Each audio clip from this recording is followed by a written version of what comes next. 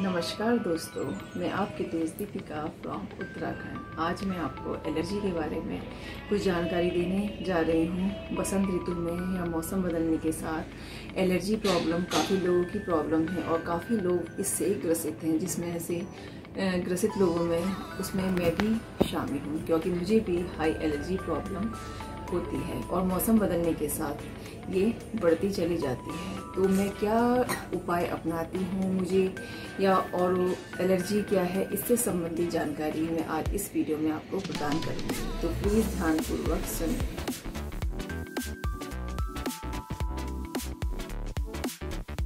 जैसा कि आप जानते हैं कि मौसम में बदलाव आता रहता है, कभी जाड़े, कभी बरसात, कभी गर्मी। तो हमारा जो ये मौसम है, इनमें कुछ ना कुछ चेंजेस होते रहते हैं, जो किसी को तो आराम से सूट कर जाते हैं और किसी को कई सारी बीमारियां लेकर के आते हैं। मौसम के बदलाव के साथ कई बीमारियां दस्तक देती हैं। इन्हीं में से एक जो प्रॉब्लम है वो है एलर्जी प्रॉब्लम।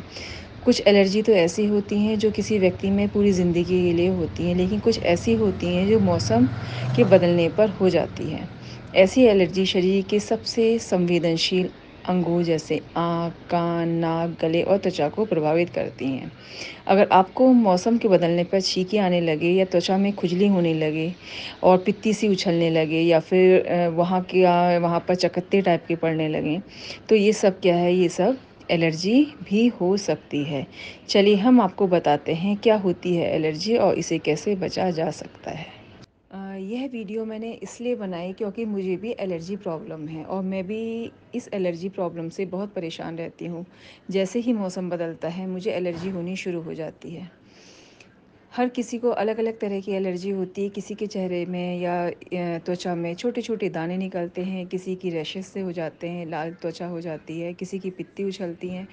मेरी जो एलर्जी प्रॉब्लम है उसमें मुझे पित्तियाँ उछलती हैं, कभी वो हाथ में, कभी पैर में, कभी फेस में, कभी होंठों पे, कभी आँख, मतलब अलग अलग जगह जगह पर। कभी मतलब कभी कभी क्या हर दूसरे तीसरे दिन एलर्जी हो जाती है और उसके लिए मुझे बार बार दवाइयों का सेवन करना पड़ता है। इस एलर्जी प्रॉब्लम के लिए मोस्टली लीवोसिट्रिजिन या सिट्रिजिन आती है, एलिग्रा आती है, जो कि मतलब वैसे तो इतनी ख़राब नहीं होती है, लेकिन इन दवाइयों को खा करके नींद बहुत आती है। और अगर हम एलर्जी को दबाने के लिए स्टेरॉइड लेते हैं तो वो हमारी हड्डियों को भी कमज़ोर करते हैं और परेशानियां भी क्रिएट करते हैं। तो हम स्टेरॉइड भी ज़्यादा नहीं ले सकते हैं। तो हमें बहुत से ऐसे उपाय अपनाने चाहिए, घरेलू उपाय अपनाने चाहिए, जिससे कि हमारी जो एलर्जी प्रॉब्लम है वो दूर हो जाए। एलर्जी वास्तव में हमारे शरीर की रोग प्रतिरोधक क्षमता का एक ऐसा असर है जिसकी वजह से हमारे शरीर के संपर्क में आने वाले कुछ पदार्थों और रसायनों के प्रति संवेदनशीलता बहुत ही तेज़ी से दिखती है और कई बार इस संवेदनशीलता का असर लंबे समय तक दिखाई देता है।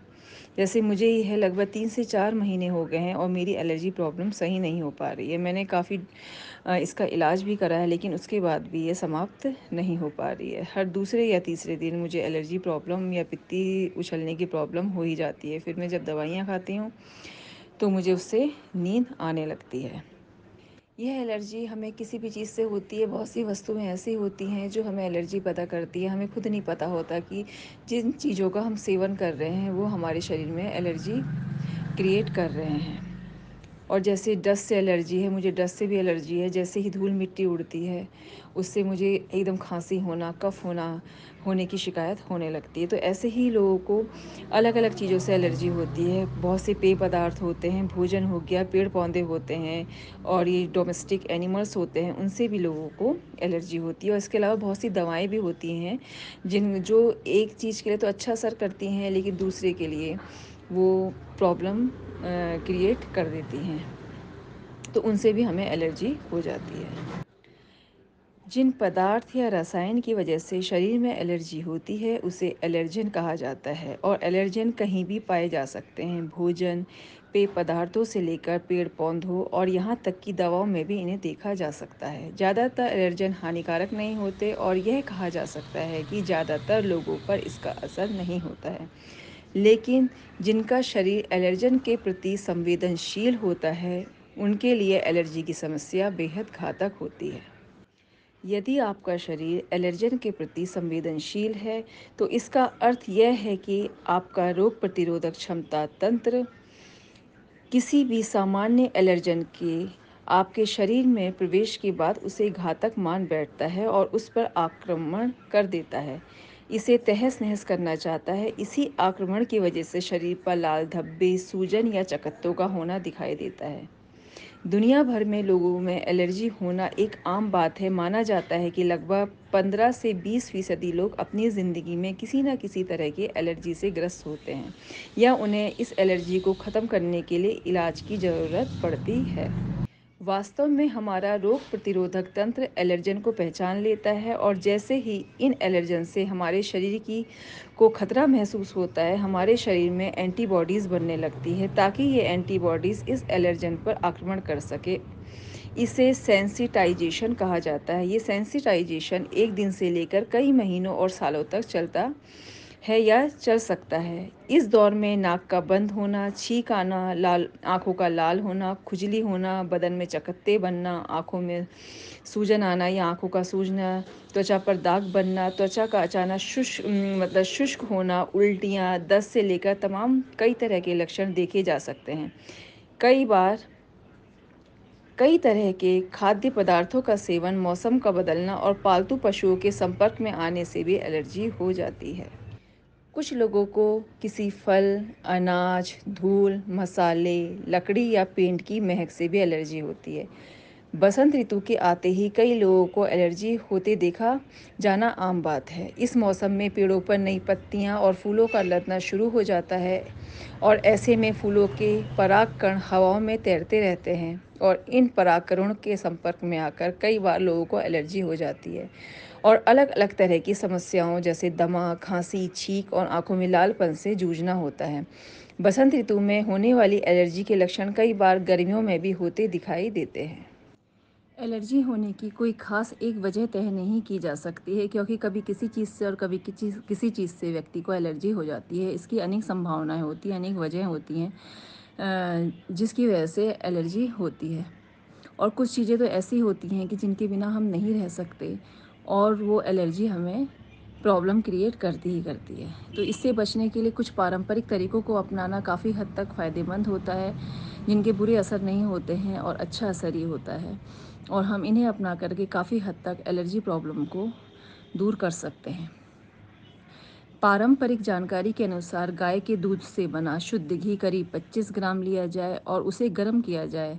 इसमें 5-6 काली मिर्च के दाने डाल दिए जाएं। जब काली मिर्च कड़कड़ा जाए तो उसे आंच से उतारकर उसे करीब 2 चम्मच शक्कर मिला दी जाए। एलर्जी महसूस होने पर उस मिश्रण का सेवन करें। ऐसा दिन में कम से कम 3 बार किया जाए तो एलर्जी छूमंतर हो सकती है। साथ ही हल्दी जो होती है बहुत लाभदायक होती है। आप हरिद्राखंड का प्रयोग कर सकते हैं, उसे पानी के साथ ले सकते हैं। साथ ही गिलोय भी बहुत अच्छा होता है जो हमारे इम्यूनिटी सिस्टम को मजबूत करता है, तो गिलोय का सेवन भी हमें करना चाहिए। अगर आप डायरेक्ट गिलोय नहीं खा सकते हैं तो हिमालय की गिलोय की गोलियाँ आती हैं, आप उनका प्रयोग कर सकते हैं। नीम इसके लिए लाभकारी होती है। तो काफ़ी जड़ी बूटियाँ और आयुर्वेदिक या घरेलू उपाय हैं जिनके द्वारा एलर्जी को दूर किया जा सकता है। साथ ही कहा जाता है कि हमारा पेट साफ़ होना भी बहुत ज़रूरी होता है। कहते हैं कि जो अगर पेट में कुछ प्रॉब्लम होती है तो वो कई बीमारियों की जड़ होती है। कहा जाता है कि आंत भारी तो मात भारी, तो यानी हमारा पेट भी है वो बिल्कुल साफ़ होना चाहिए। इसके लिए हम इसबगोल का प्रयोग कर सकते हैं, मतलब गर्म पानी का सेवन करना चाहिए। तो काफ़ी चीज़ें हैं जिससे हम अपनी इस एलर्जी को दूर कर सकते हैं। तो फ्रेंड्स, मैंने जो आपको एलर्जी से संबंधित जानकारी दी आपको कैसी लगी? अगर आपके लिए वो थोड़ी भी यूज़फुल हुई तो प्लीज़ इसे अप्लाई कीजिएगा। जिसे भी एलर्जी प्रॉब्लम है उसके लिए जो मैंने उपाय बताए हैं वो काफ़ी हद तक उपयोगी सिद्ध होंगे। तो इसी के साथ मैं अपनी वीडियो का एंड कर रही हूँ। फिर मिलती हूँ किसी नेक्स्ट वीडियो में। तब तक के नमस्कार एंड बाय बाय।